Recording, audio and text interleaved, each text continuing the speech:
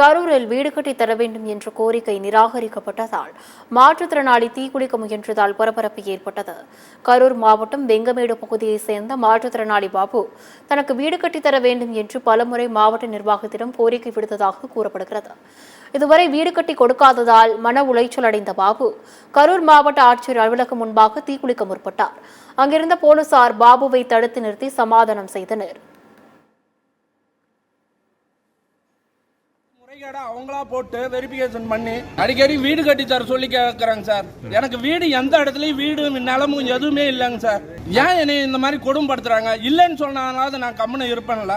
இந்த மாவட்ட ஊரக வளர்ச்சித்துறை அலுவலகத்துக்கு நான் எத்தனை திருப்பு வந்திருக்கேன்னு நீங்களே போய் கேளுங்க சார். ஒரு கடும் மாற்றத்தினாலுக்கு இதை கூட செய்ய முடியாது அரசாங்கம்.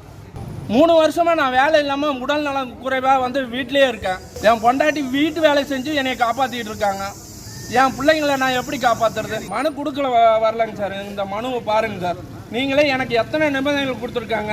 அரசு கொடுத்த ஜிஓ இருக்கு. அந்த ஜிஓவில் என்ன கேட்டிருக்காங்கன்னு நீங்களே பாருங்க சார். ஜிஓவில் நிபந்தனைகளே இல்லாம கொடுங்கன்னு சொல்லியிருக்காங்க.